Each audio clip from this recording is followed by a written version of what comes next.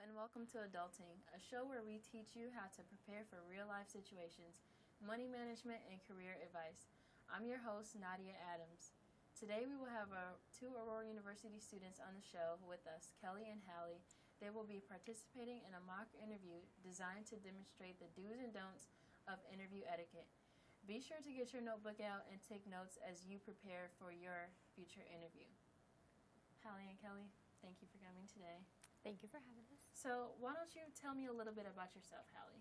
Well, my name is Hallie. I'm 22 years old, and I really like dogs. I don't really like school too much or really working, but I do like dogs and taking naps. So that's the most important information. And Kelly, why don't you tell me about yourself? Well, I'm currently going to be graduating this May from Aurora University with a communication major. I'm also a part of the honor society called Lambda Phi Eta here, and I will be graduating with honors this May, so it's exciting.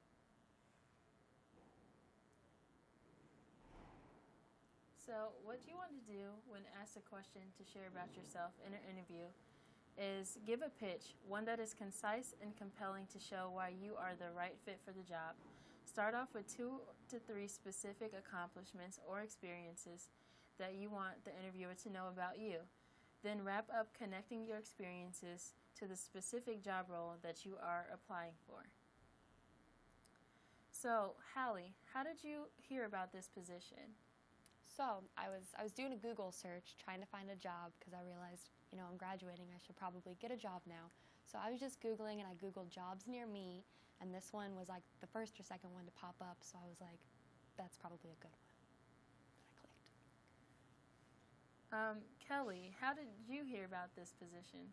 I've actually been working for a few months with my career services through school, and when this job came across, I Googled more about your company and learned that I really like what you guys do here, so I decided to come in and contact you. When an interviewer asks you how you heard about the position, start with one line that shows you understand the company's goals using a couple keywords and phrases from the website. You'll want to be personable as well by saying something like, I'm personally drawn to this mission because, or I really believe in this approach because. You'll want to share a personal example or two. Hallie, what are your strengths? Well, my greatest strengths, I would say, are taking naps, as I mentioned before, also snuggling with my dog, and then also just being cool, Kelly, what are some of the strengths that you have?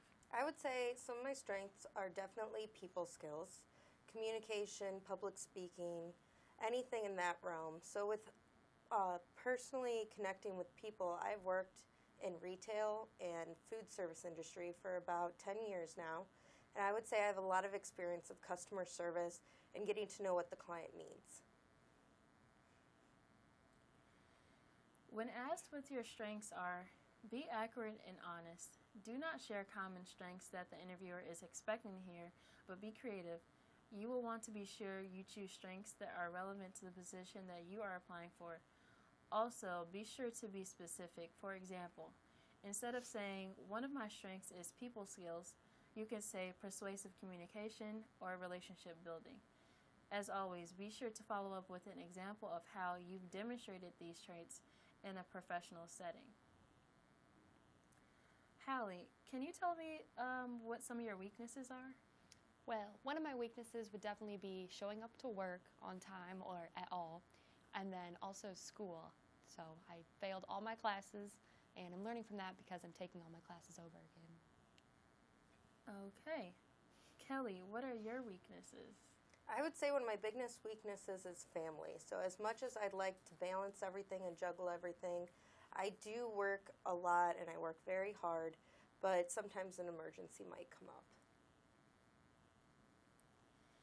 When an interviewer asks you to share your weaknesses, you want to find a balance of something you are not the best at, but you are working to improve in that area.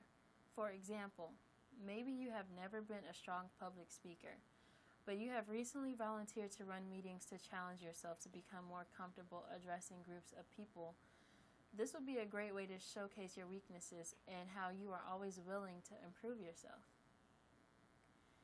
Hallie, why do you want this job? Well, I want this job because everyone's telling me that I need to get a job after I graduate, so I'm just looking for a job to basically please my parents and my professors, and also because I need to make money to pay off my loans. Kelly, why do you want this position? Well, after looking more at your company, I realized that I truly believe in what your company stands for. I really want to get in and hit the ground running. There's a lot more that I know I can learn going from hands-on experience, and I believe this is the perfect fit for me. When asked why you want the position you are applying for, first identify a couple of key factors that make the role a great fit for you. For example, you can say, I love customer service because I enjoy connecting with others and helping others solve problems. Then you can go on continuing by sharing what you would enjoy working for the company. Hallie, can you give me a reason why we should hire you? Well, I think you should hire me because I'm just a really fun individual. I'm cool and I'm fun to hang out with. Kelly, why should we hire you for this position? Well, I can give you a few reasons why you should hire me. Not only am I hardworking, determined, but I am also very enthusiastic about my work. So I believe that if you hire me, then you will see that I will exceed all your expectations. When asked why you should be hired, this is an opportunity for you to craft an answer that covers three things. First, you want to convey that you will be able to deliver great results and meet the goals set before you. Secondly, you will be a great fit for the team. And finally, share what makes you stand out as a candidate. Lastly, Hallie, do you have any questions for me about this job, the company, or anything like that? Well, I don't have any questions about the company or the job, but I am curious as to what kind of dog you have a photo of here on your desk. Well, as you can see, that is quite a dog there. That it is. Kelly, do you have any questions for me about this position or anything relevant to the company? Not only do I just really feel passionate about what I've already learned from you and through my own research, but I do not have any questions right now. If you don't mind handing me a business card, I will surely contact you at a further date if I have any. Oh, sure, definitely. We can do that after our interview is over.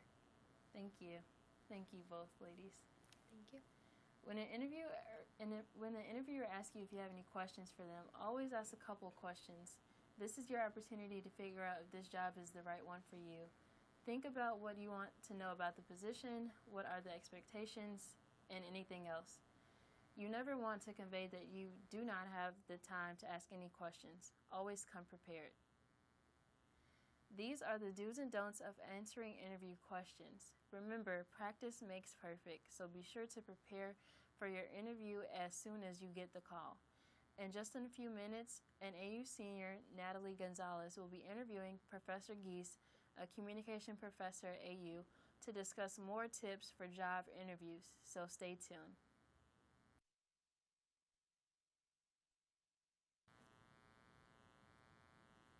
Hi everyone, and welcome back to this episode of Adulting. My name is Natalie Gonzalez, and I'm here joined now by Professor Brianne Geese, who's part of the communications department here at Aurora University.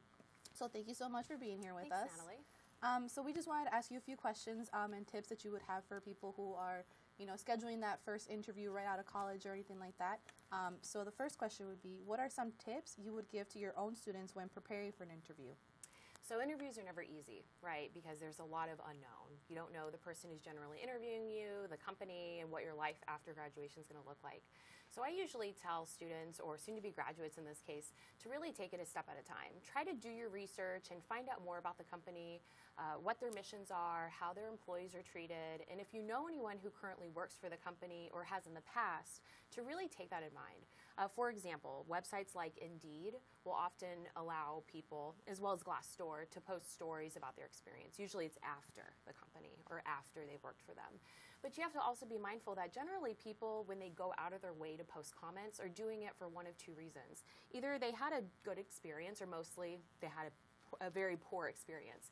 So I tell students, do your homework, find out what experiences employees have had, prior or current.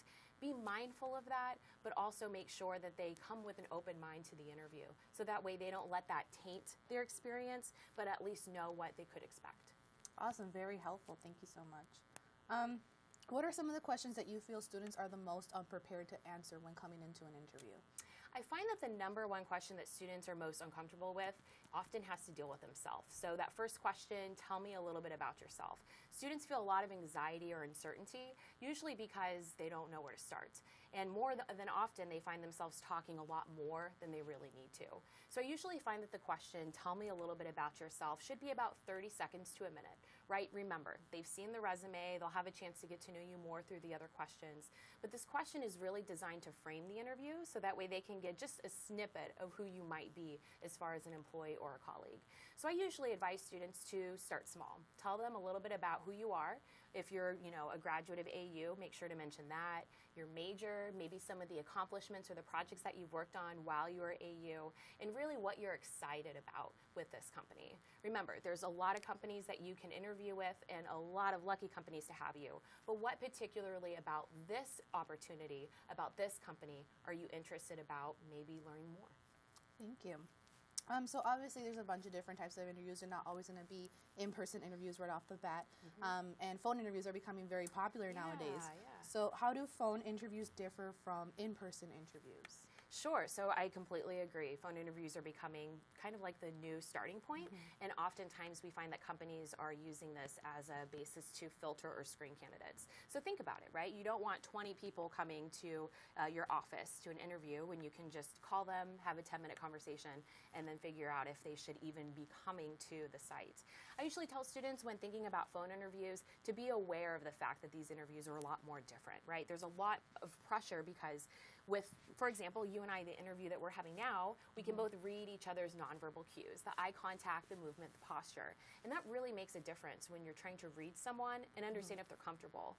But when we look at the phone interviews, you don't get that luxury. You don't see anyone, you're not getting the affirming nods or the eye contact. And that makes a lot of people nervous. I generally tell people when they're at an interview, at least on the phone, to first have a pen and paper so they can write down questions. So that way, as they're speaking, they can make sure that they're answering the questions.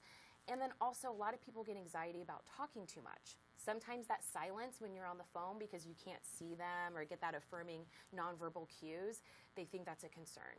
If people are quiet, first of all, make sure the call didn't drop. But second, give them a moment. That way they can process. You've been speaking for a couple minutes. Give them time to digest as they would in person, and then allow them time to give feedback. So in addition to making sure you're answering the question and being okay with silence, I think those would be the best two aspects to prepare yourself when using an interview over the phone as a means to getting to know the candidate and the company. What is the number one mistake students make in interviews? I would have to say that a lot of students sell themselves short.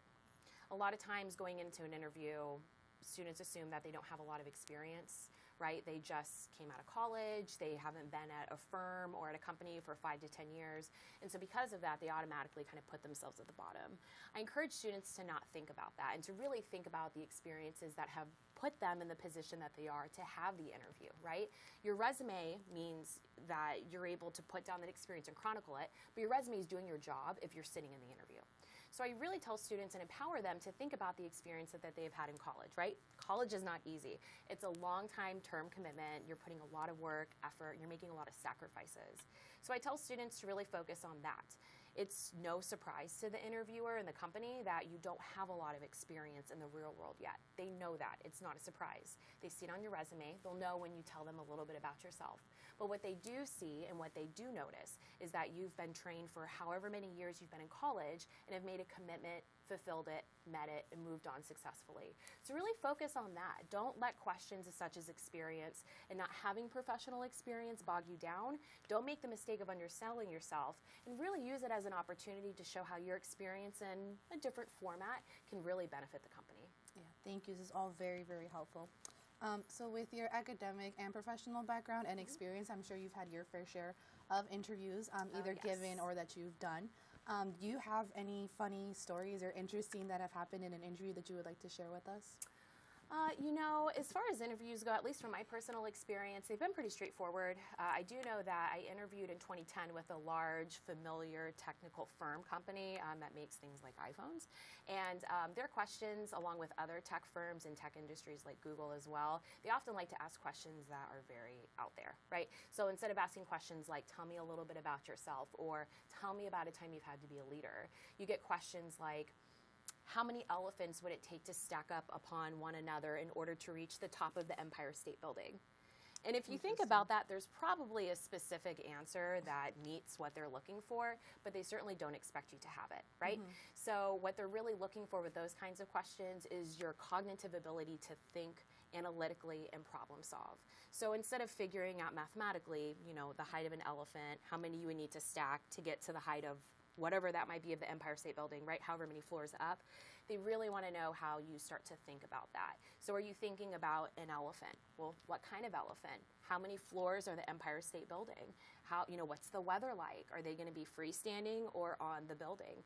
So it's those kind of questions that they kind of have you think about. I think that was probably the most interesting interview that I've had myself. As far as giving interviews, candidates, they all have their own experiences that they like to share, and we all make our mistakes as far as, forgetting what day of the week it is and maybe what college we went to. I've had someone forget that as well. But at the end of the day, it's all about getting to know the candidate and really seeing if they're going to be a good fit. Thank you. So then the last question, in your opinion, what do you think is the best period to allow for a follow-up interview, whether it be in person or on the phone, or if those differ? What are your suggestions on that to follow up after the interviews? Yeah, following up is so important, and a lot of people aren't sure how to do it, so they don't do it at all. And I think it's really important just to follow up, not of a sense to let them know you really want the job, but simply for thanking them for their time, right? If you think about the interview, it takes a lot of scheduling. You're taking time out of their day to meet with you, a lot of coordination. So I would say definitely in a memorable way. So I'm not talking about showing up to the office or sending a thank you card in the mail, but I don't think a phone call would be memorable enough.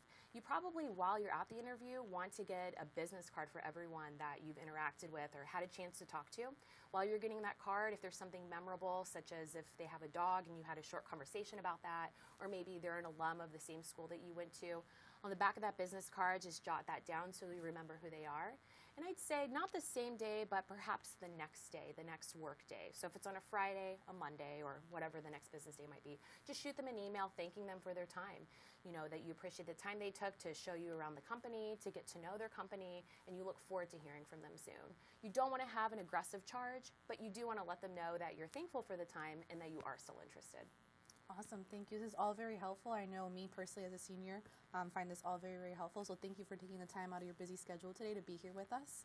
Thank you so much. Thanks for having me. So that's it for this Adulting episode. So join us next week on our next episode about financing. So